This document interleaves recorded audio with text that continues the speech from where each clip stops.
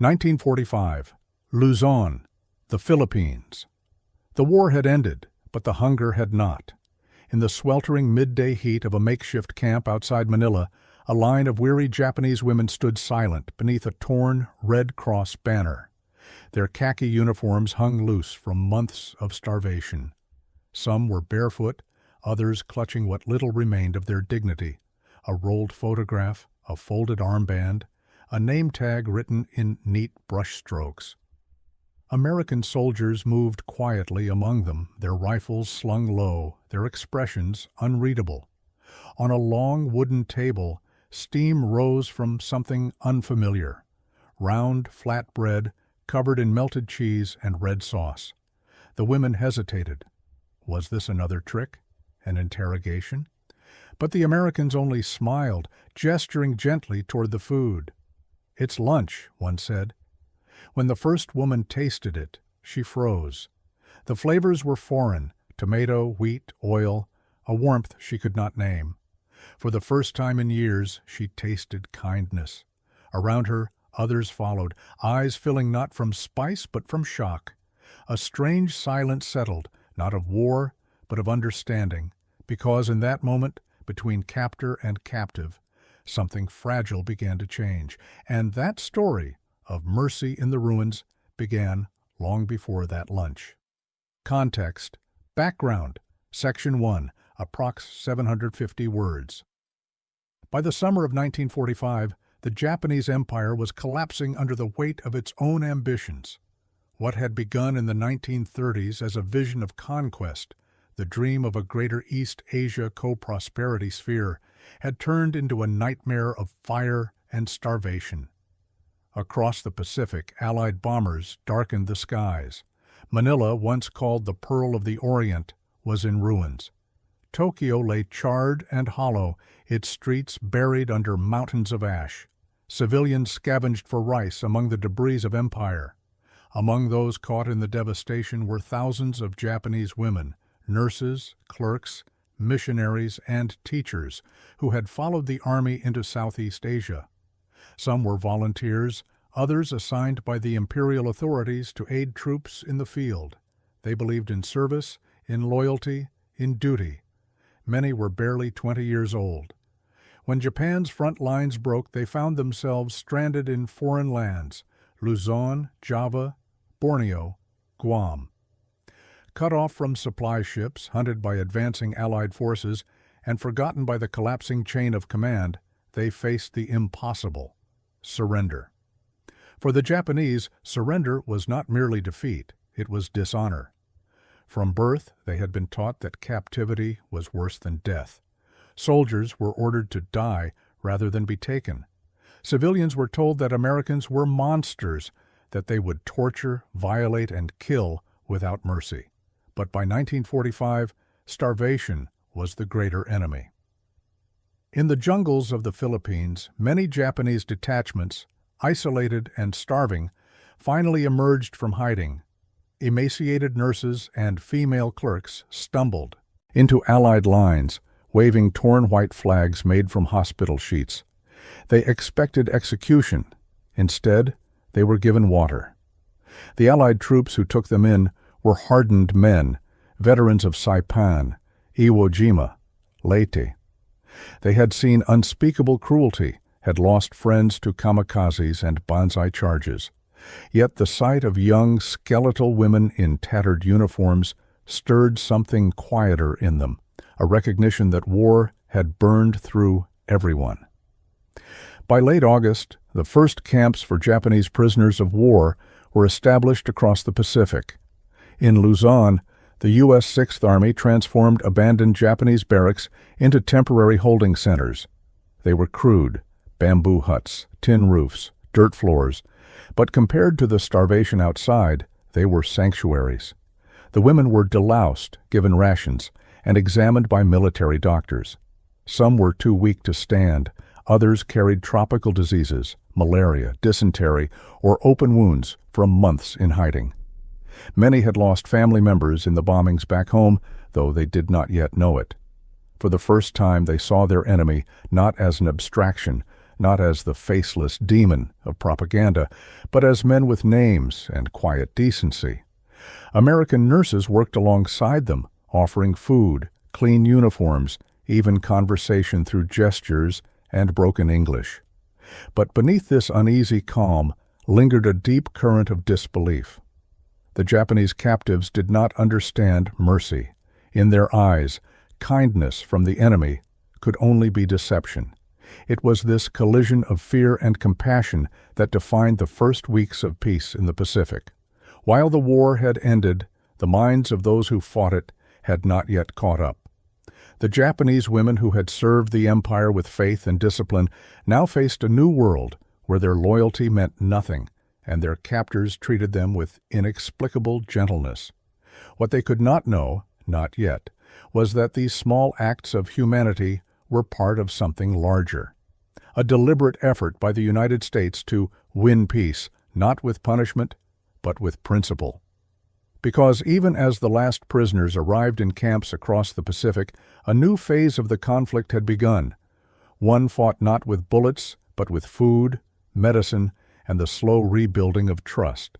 And at the center of that transformation stood one question: what does mercy look like when the war is over?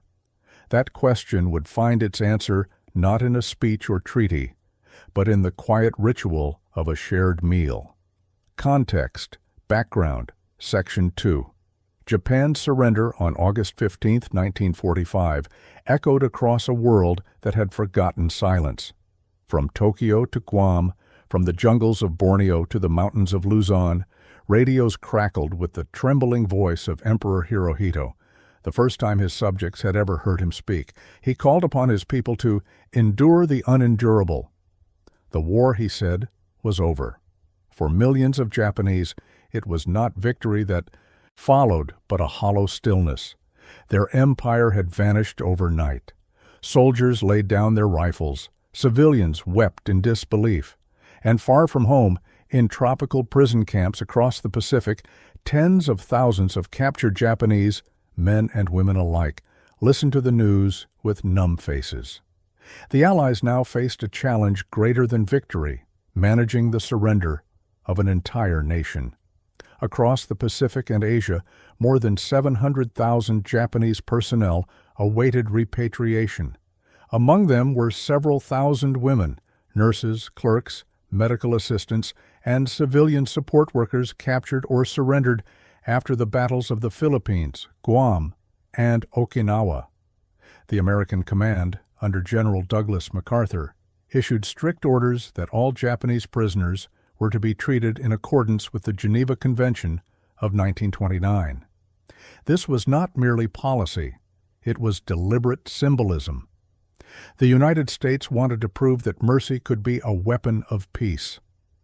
After years of brutality on both sides, the Bataan Death March, Nanjing, the kamikaze raids, the idea of humane treatment seemed almost impossible. Yet MacArthur understood the power of optics. Every bowl of rice served, every wound treated, every photograph of Japanese women being fed by Americans. All of it was part of a new psychological war. Rehabilitation had replaced annihilation. In the Philippines, the U.S. Sixth Army and the newly established Allied Translator and Interpreter Section coordinated the intake of prisoners. Japanese-speaking officers questioned the captives, not to punish them, but to understand their mental state. They found fear, shame, and disbelief. At the camp outside Manila, American medical personnel faced the grim results of starvation and disease. Many of the female prisoners weighed less than 80 pounds. Their skin was paper-thin, their hair brittle. They were still saluting their superiors out of habit, still bowing to the ground when approached by Allied officers. Food became the first bridge between enemies. American supply units began distributing sea rations, canned meat, bread, fruit, and coffee, alongside improvised local meals. For the Japanese women, accustomed to rice gruel and boiled roots, these portions seemed incomprehensible. They could not fathom that their conquerors, who had bombed their cities into dust, were now feeding them with care. In letters later collected by the Japanese Ministry of Health, some former POWs described this time with astonishment. One woman recalled, "They gave us milk, real milk. I had not seen it since childhood. I could not drink without tears." The American Red Cross and the Philippine Civil Affairs Unit played critical roles in distributing supplies and ensuring hygiene. But beyond logistics, there was intention. Food, especially familiar American food, carried meaning. It was the opposite of war rationing. It was abundance as diplomacy. Meanwhile, in Japan itself, the Supreme Commander for the Allied Powers, SCAP, initiated Operation Blacklist, the coordinated occupation of the home islands. Here, too, MacArthur's policy emphasized restraint. No revenge, no humiliation, only order, rebuilding, and reform. But for the POWs still abroad, their world remained frozen between guilt and gratitude. As they waited for ships to carry them home, the camps evolved into strange islands of coexistence. American guards and Japanese prisoners shared routines, morning roll calls, work details, evening meals. Some prisoners even offered to help cook or clean, unable to bear idleness. Then came the day that would linger in memory, the day when American cooks decided to prepare something different, something symbolic. A food item rare even for American soldiers in the Pacific, a simple dish from home. They called it pizza. To the Japanese women who had never seen cheese, never tasted tomato sauce, it was unlike anything in their world. It smelled warm, rich, almost festive. For the Americans, it was a gesture of normalcy. For the prisoners, it was unthinkable. Mercy served on a plate. And so, within a few weeks of surrender, the line between enemy and human began to blur. The war was over in name, but its ghosts lingered in every gesture, in every bite of bread, in every look exchanged across a wooden table. Those moments, fragile, awkward, yet deeply human, became the first quiet acts of reconciliation. And from these camps of exhaustion and rebirth emerged stories that would define the moral frontier of the post-war Pacific, stories of hunger, forgiveness, and a meal that tasted like peace. Angles, Section 1. They came from the ruins of an empire, faces drawn thin, eyes hollow, stomachs long since emptied of pride. Hunger strips away ideology, and by the time these women arrived in American hands, they were beyond the reach of propaganda. For months they had survived on boiled weeds, scraps of coconut, and stagnant water. The taste of any prepared food, let alone something warm, aromatic, and foreign, was almost unthinkable. When the Americans served them that simple meal, the reaction was more than hunger. It was disbelief. Some refused at first, suspecting poison. Others took cautious bites, then broke down quietly, tears mixing with the sauce. The young U.S. soldiers, many only a few years older than the prisoners, didn't know how to react. They had been told the Japanese would never surrender, that they were fanatics who'd die before yielding. Yet here they were, frail, human, shaking as they ate. That moment revealed a truth that no treaty could sign, that war, when stripped of its uniforms and slogans, leaves only people, hungry, frightened people, capable of empathy even after unspeakable cruelty. For many of the women, that first meal, that slice of bread and tomato, would remain one of the most vivid memories of their captivity. It wasn't the food itself that mattered. It was the discovery that mercy could come from the hands of an enemy. In Japanese wartime culture, surrender was not a tactical act. It was spiritual suicide. The Bushido Code, once reserved for samurai, had been nationalized by the imperial state. To live after defeat was shame. To be captured was to become a ghost. For Japanese women, especially those who had served the military as nurses or aides, this belief ran even deeper. They had sworn oaths to care for soldiers unto death. The idea of being prisoners, dependent on foreigners for food, was unbearable. In letters later written during their repatriation, several former POWs described the emotional torment of survival. "We could not raise our heads," one wrote. "To be fed by Americans felt like being fed as children after disgrace." But in the quiet rhythm of daily camp life, something began to shift. The Americans did not mock them. They did not parade their defeat. Instead, they treated them as patients, not enemies. The nurses among the prisoners were even asked to assist in tending to their own sick, a gesture that restored fragments of dignity. This subtle recognition that even the defeated could still serve, still heal, marked a turning point. For a culture steeped in hierarchical honor, it was not humiliation that opened the door to reconciliation, but respect. The Americans, many unaware of how deep that cultural wound ran, became accidental healers of a national trauma. And in that unexpected equilibrium between pride and compassion lay the fragile beginnings of understanding. The war had ended, but inside the minds of those women, another battle continued. For years, Japanese propaganda had painted the Americans as brutal beasts, devils who would violate and kill without mercy. That fear had driven mass suicides on Saipan and Okinawa, where entire families leapt from cliffs rather than fall into enemy hands. So when these women were captured and met kindness instead of cruelty, their belief system cracked. It wasn't relief they felt at first, it was confusion. Some spoke later of feeling paralyzed by guilt. How could they accept food from the same nation that had bombed their homes? How could they live when so many had chosen death?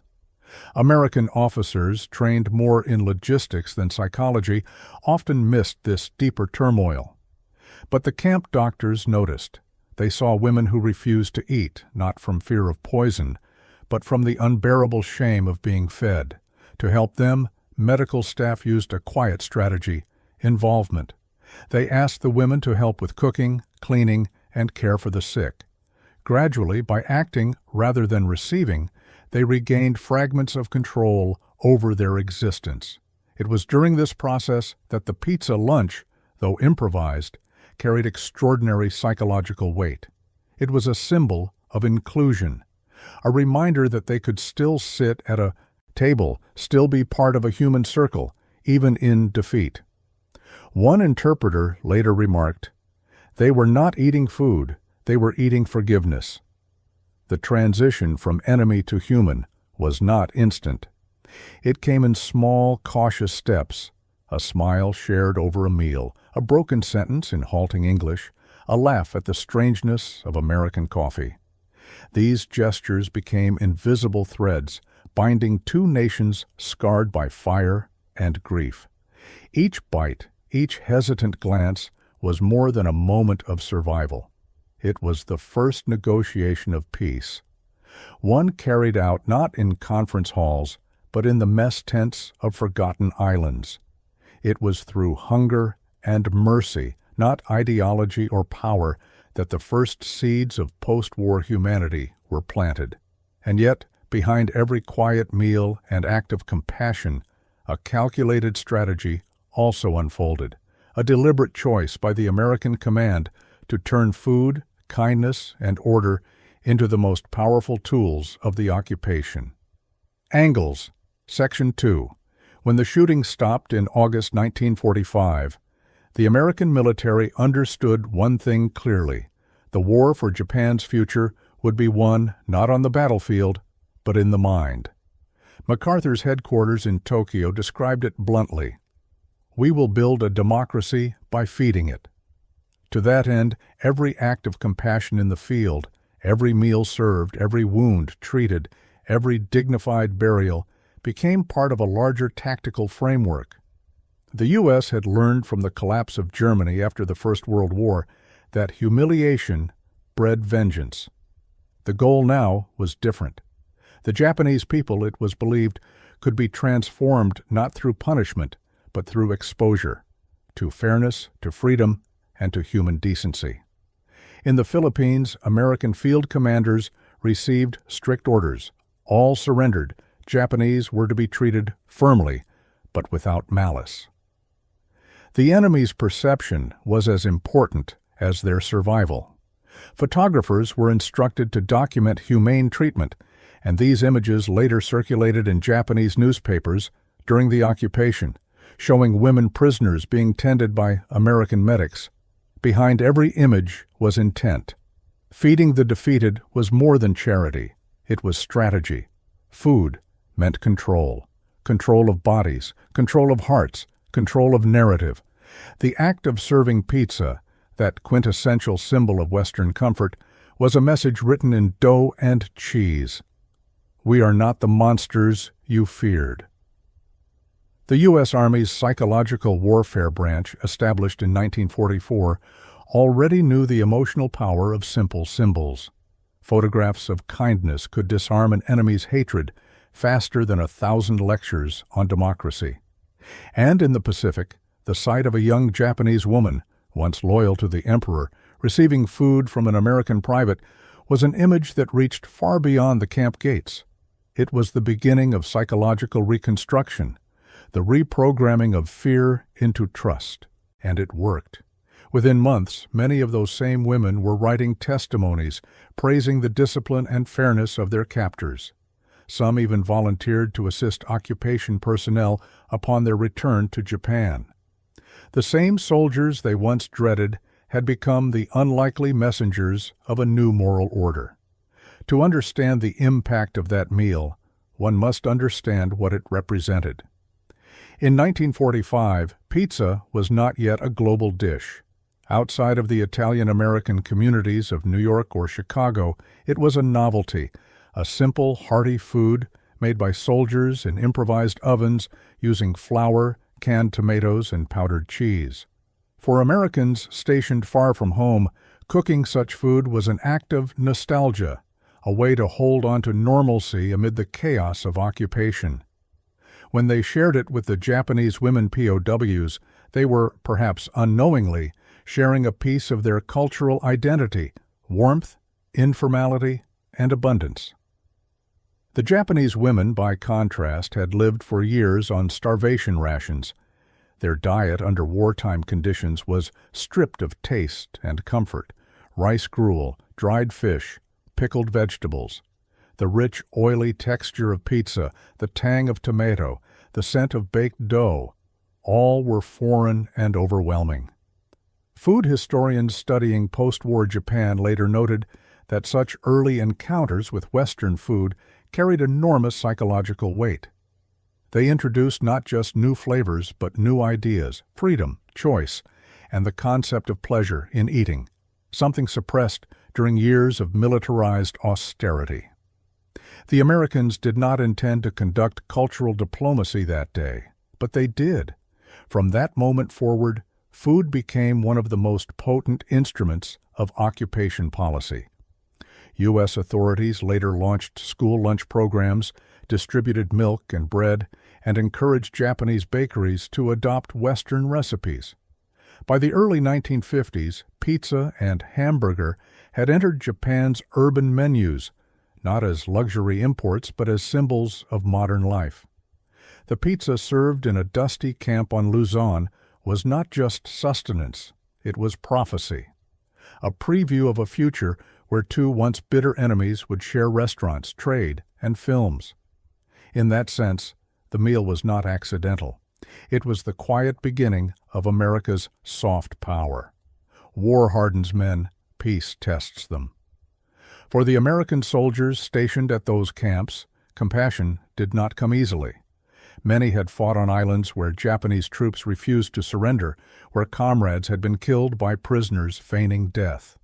The instinct for mercy had been dulled by years of blood and deception, and yet, faced with the sight of starving women, something changed.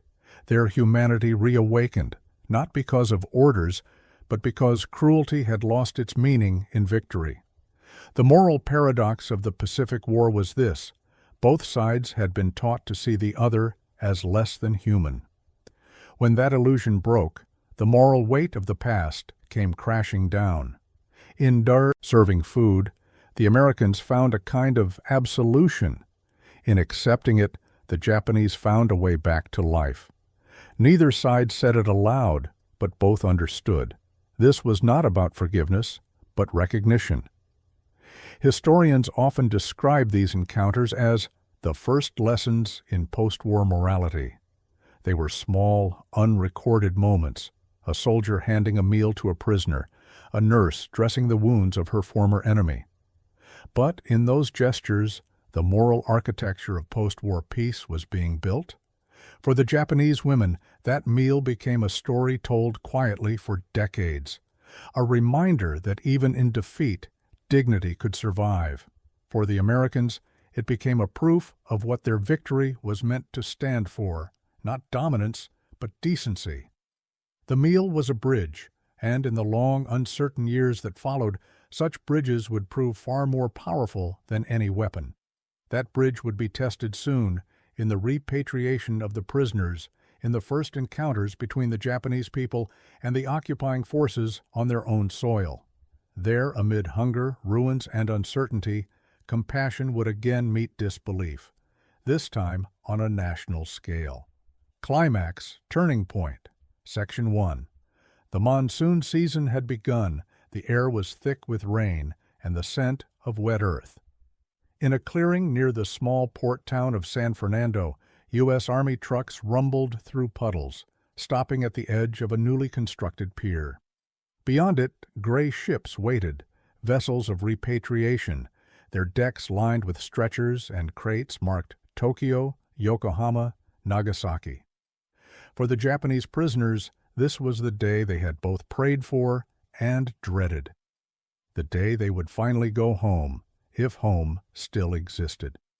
Under the supervision of the U.S. 6th Army and the Philippine Civil Affairs Command, the last groups of Japanese POWs were being processed for transfer. Among them were nearly 100 women, nurses, typists, and civilian volunteers who had surrendered in the final weeks of the campaign.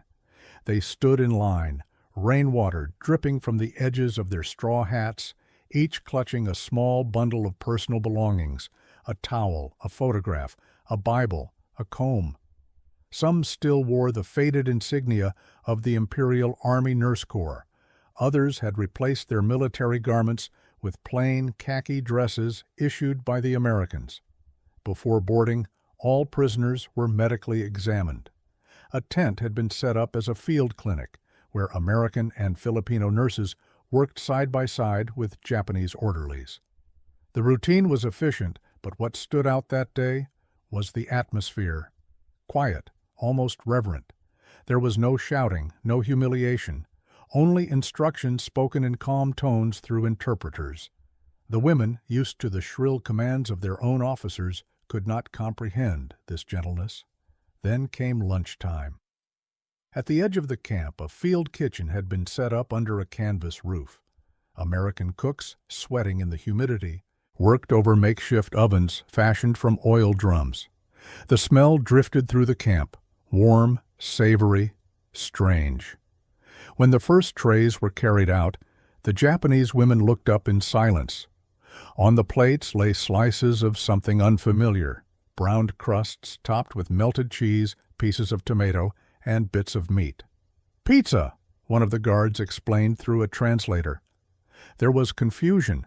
Whispers spread down the line. Some women exchanged nervous glances.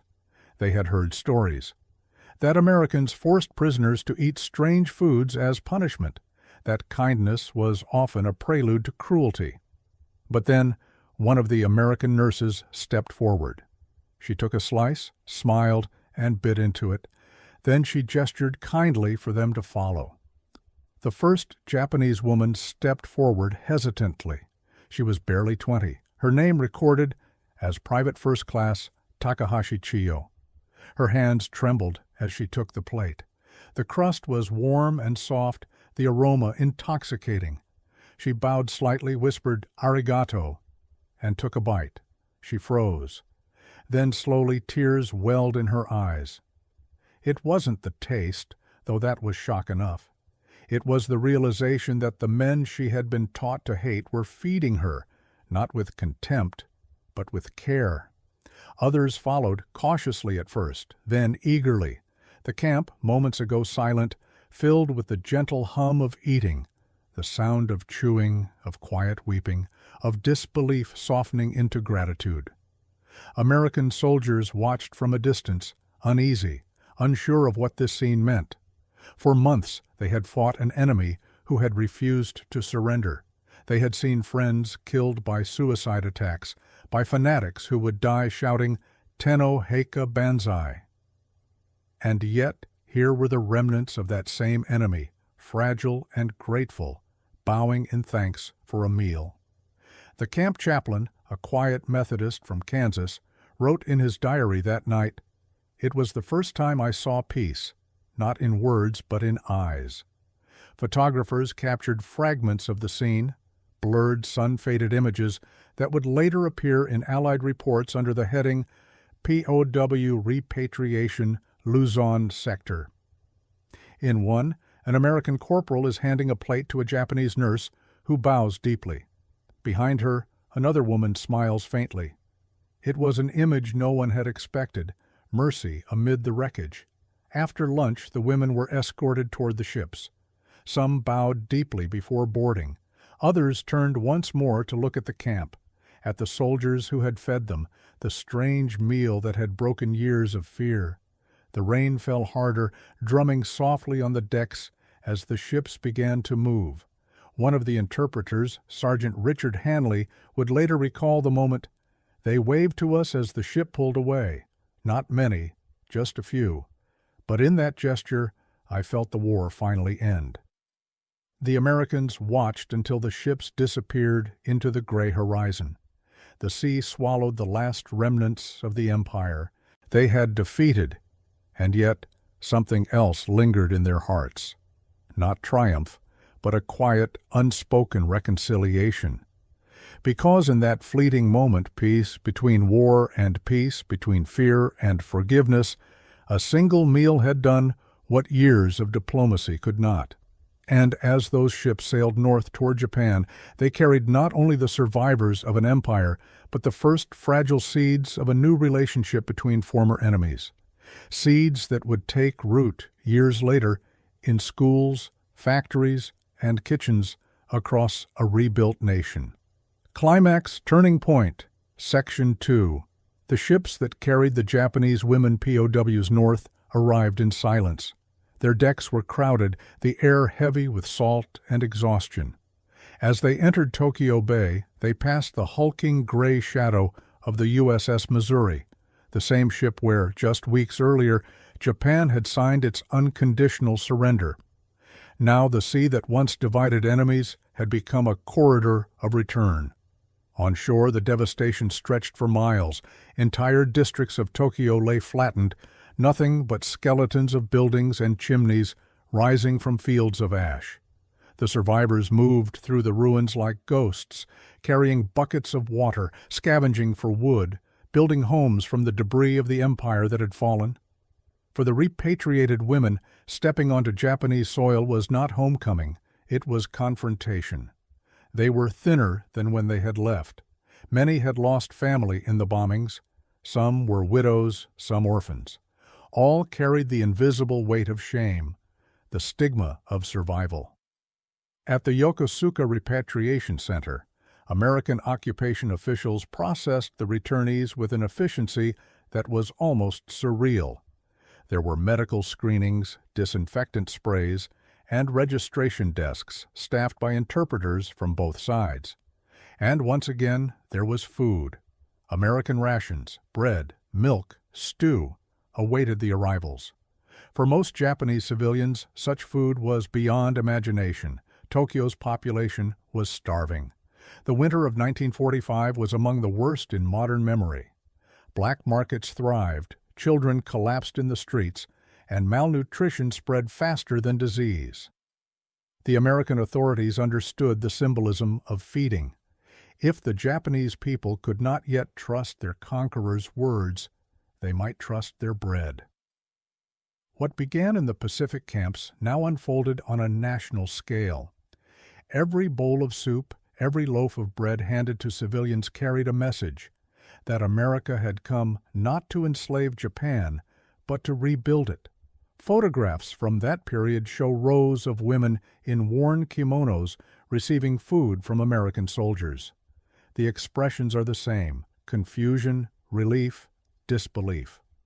Among the first to report on these scenes was the Asahi Shimbun, which cautiously published an article titled "American Soldiers Feed Japanese Civilians." It was a simple story, but its tone was revolutionary. The paper described the soldiers as gentle and fair, a direct reversal of years of wartime propaganda. Word spread quickly. In Hiroshima, Nagasaki, Yokohama, places where the scars of bombing were still fresh, similar stories emerged. American doctors treating Japanese children, soldiers distributing chocolate bars to orphans, women prisoners reunited with families through Red Cross coordination. These gestures, recorded in dispatches and diaries, formed the foundation of a quiet transformation, a human redefinition of victory. The Japanese government in exile had collapsed. The emperor himself had renounced divinity. Yet, on the ground, the moral rebuilding of Japan was happening not through decrees, but through daily contact in field kitchens, hospitals, and schools. The story of the women POWs became part of that broader narrative. When they spoke of their treatment, their voices carried particular weight. They were living proof that the Americans had not acted with vengeance. Their memories of food shared, of kindness given, circulated through families, temples, and post-war associations. One nurse, Shimizu Haruko, would later testify to a Japanese reporter in 1948. "We believed they would kill us. Instead, they gave us food. I think that is when my hatred ended." For American officials, these testimonies were invaluable. The U.S. Information Service compiled them into cultural reports used to support occupation policy, labeling such encounters as demonstrations of constructive democracy. Yet, to the women themselves, there was nothing political in it. It was something smaller, purer, the memory of human hands offering bread where once there had been bullets. In those first post-war months, Tokyo's reconstruction was still only a dream, but a psychological reconstruction had already begun. The American occupation, guided by MacArthur's administration, pushed reforms that mirrored those early acts of mercy: equality, education, freedom of expression. For women especially, the contrast was profound. Under the new Constitution of 1947, they gained the right to vote, to own property, and to hold public office. Many historians now note that the American nurses' compassion toward their Japanese counterparts had left a lasting impression on MacArthur's staff, shaping the occupation's policy toward gender equality. The symbolism of that first meal, the pizza lunch in a Philippine camp, echoed quietly through these years. It represented not just nourishment, but a reimagining of power, one side victorious yet gentle, the other defeated yet dignified. And in the kitchens of occupied Japan, a new culinary landscape began to emerge, one that mirrored the moral exchange taking place. Bread replaced rice in school lunches. Western dishes appeared in home economics classes.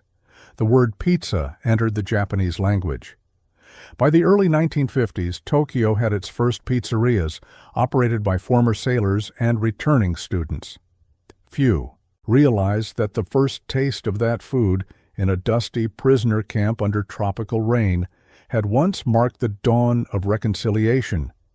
The meal had become myth, and like all myths born from truth, it endured, not in official documents or speeches, but in memory, quietly retold across generations as the moment when enemies shared humanity for the first time. The war had ended with fire, but peace had begun with food.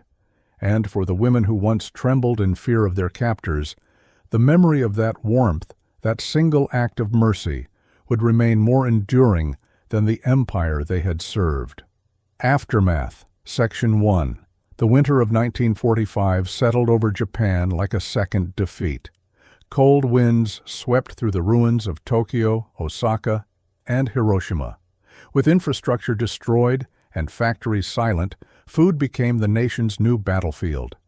Rice harvests had failed, supply lines were broken, and entire families survived on grass soup and potato peels. Into this silence came the returning prisoners, soldiers, civilians, and women who had served overseas. Their arrival was not celebrated. There were no parades, no banners, only long lines at train stations and the quiet eyes of those who had stayed behind. For many of the repatriated women, the return home was not redemption. It was isolation. They were greeted not as survivors, but as reminders of shame. In a society that revered sacrifice and purity, the women who had lived among enemy soldiers, even as prisoners, carried a silent stigma. Whispers followed them. Some were refused work. Others were told by relatives to hide their pasts. In the records of the Japanese Ministry of Health and Welfare, hundreds of these women disappeared from official registries within a year of their return. They changed names, moved to distant prefectures, married quietly. The war had taken their youth. Peace demanded their silence. Yet amid this quiet erasure, a few voices refused to fade. Nurses and clerks who had kept journals during captivity began sharing their stories with each other, first in secret meetings, later through post-war veterans networks. In those faded notebooks, the entries were sparse but powerful. They fed us. They smiled. I could not understand it. It was the first time I saw compassion from a foreigner.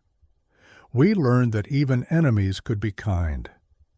These sentences, written in pencil on thin paper, became the fragile testimony of a generation forced to reconcile survival with loyalty. Some of the women found purpose in nursing again. Hospitals in post-war Japan were desperate for trained staff, and American occupation forces encouraged female employment.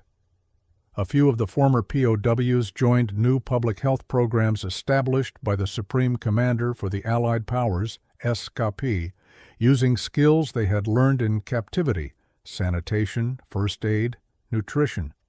Ironically, the very experience that had once shamed them now allowed them to serve their country again. They became part of Japan's quiet rebirth, teaching mothers about hygiene, distributing powdered milk, translating medical manuals printed by the Americans. Their lives were small, their influence invisible, but their work helped keep post-war Japan alive. And in private moments, the memory of that first meal returned. Many of them described it later, in interviews recorded decades after the war, not as humiliation, but as revelation. The shock of mercy had forced them to question everything they had believed, about honor, about enemies, about the meaning of defeat. In 1972, historian Fukuda Michiko interviewed one former POW nurse in Kagoshima. She was 47 years old, a mother of 3. Her recollection was calm, her eyes steady. The Americans served us something we could not name. We did not know the word pizza, but I remember thinking, if they can feed us after what we did, maybe we can feed others. That became my reason to live. Stories like hers were rare, yet they formed an undercurrent in Japan's post-war consciousness. They challenged the myth of absolute victimhood, reminding the nation that mercy had existed even in defeat. For the Americans, these individual acts of kindness became the invisible foundation of the new alliance taking shape. In the years that followed, Japan would become a vital U.S. partner, not through conquest, but through cooperation. The women who had once stood barefoot in Philippine mud, trembling before their captors, would live to see American goods fill Japanese shelves: bread, cheese, chocolate, and yes, pizza. The symbolism was impossible to ignore. What had once been a gesture of compassion between soldiers and prisoners had become a national bridge between former enemies. But for those women, peace was not found in treaties or politics. It was found in the quiet corners of kitchens, in the smell of baking bread, in the memory of strangers who showed them kindness when the world was still burning. That memory, unspoken but never forgotten, became their private monument to survival. Aftermath, Section 2. The years after Japan's surrender were defined not by battles, but by hunger. Between 1946 and 1949, Japan's caloric intake dropped to nearly half of pre-war levels. Food queues stretched for blocks, children fainted in classrooms, and through this misery, an unlikely force became the cornerstone of recovery, food aid from the very nation that had once burned Japan's cities to the ground. Under the direction of General Douglas MacArthur, the U.S. occupation prioritized food as the first form of reconstruction. It was not merely relief, it was policy, strategy, and moral gesture combined. MacArthur himself wrote in a 1947 memorandum, "A hungry man is not a free man. Japan must be fed before it can be rebuilt." Ships began arriving in Japanese ports laden with American wheat, canned goods, and powdered milk. Between 1946 and 1952, the United States sent over 3 million tons of food supplies to Japan. The distribution was managed jointly by Japanese officials and U.S. Army officers, a collaboration that symbolized the new post-war relationship, one built not on surrender, but on survival. In Tokyo schools, children learned to bake bread instead of rice balls. The first school lunch programs, funded by U.S. aid, served reconstituted milk and wheat rolls, foods alien to Japanese taste, but essential to nutrition. For many students, it was the only meal of the day, and as those young mouths ate, they unknowingly consumed a new identity, one intertwined with American generosity. The occupation authorities called it food diplomacy. Historians later named it soft power. Either way, it worked. Where propaganda had once painted Americans as monsters, food replaced fear with familiarity. U.S. rations became comfort. Wheat bread became normal. And slowly, the hatred that had fueled years of war began to dissolve, not through speeches, but through shared sustenance. In 1948, the Catholic Relief Services and Licensed Agencies for Relief in Asia, LARA, expanded the effort, bringing in food from churches, private charities, and American families. Children who had once hidden in bomb shelters now lined up for cocoa and crackers, donated by people they would never meet. Among those distributing meals were women, Japanese and American, working side by side in kitchens and relief centers. Some of the former POWs had joined these programs quietly, their pasts unspoken. Their hands, once trembling under guard, now served food freely to others. It was here that the symbolic cycle closed. The women who had once been fed by their enemies were now feeding their own people, guided by the same spirit of compassion that had once shocked them. From the ruins, a cultural bridge began to take form. By the early 1950s, American-style foods, hamburgers, milkshakes, and pizza, appeared in Tokyo cafes catering to GIs and local youth. Western cuisine became a symbol of modernity, progress, even hope. For a generation raised amid ashes, it represented a future unbound by the past. And though few could trace it, the first seed of that transformation had been planted years earlier in a prisoner camp in Luzon, when a group of defeated women were offered something as simple and as profound as lunch. The Japan-U.S. Security Treaty of 1951 formalized the alliance, but its emotional foundation had been built long before on acts of empathy that bridged the unbridgeable. As the Cold War began, Japan became a strategic partner, its people more willing to align with the nation that had once destroyed them. In Washington, policymakers credited the occupation's human approach, the policy of mercy through material aid, for Japan's rapid rehabilitation. By 1952, Japan's economy was recovering, cities glowed again, and in neighborhoods rebuilt from ash, bakeries and cafes began to spread. The new middle class embraced Western foods not as symbols of subjugation, but of aspiration. The word pizza entered Japanese magazines, first as curiosity, then as cuisine. By the time of the 1964 Tokyo Olympics, pizza was no longer foreign. It was part of Japan's post-war culture, a small but enduring echo of a greater reconciliation. For the women who had once been prisoners, this transformation was almost unimaginable. Some lived long enough to see Japan become an ally of the very nation they had feared most. A few, when asked in late-life interviews, spoke of those first days of captivity, of the Americans who served them food without hatred. "I never forgot that taste," one said softly. Not the pizza, but the kindness. In the end, that was what endured. The war had been fought with fire and steel, but peace, fragile, human, lasting, had been built with something as simple as bread. Reflection, closure.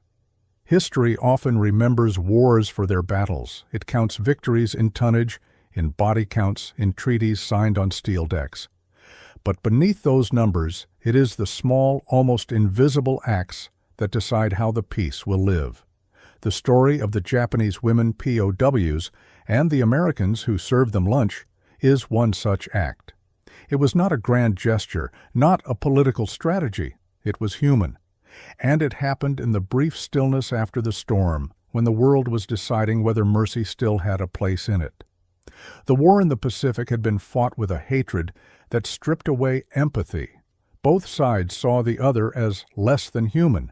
But when the guns fell silent, the simple act of feeding an enemy began to rebuild what bombs had destroyed: trust, dignity, the fragile belief that compassion could survive even the worst of wars.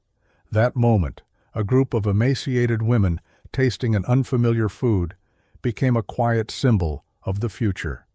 It foretold the relationship that would follow, two nations bound not by conquest, but by understanding. The meal was not victory's indulgence, it was civilization's return.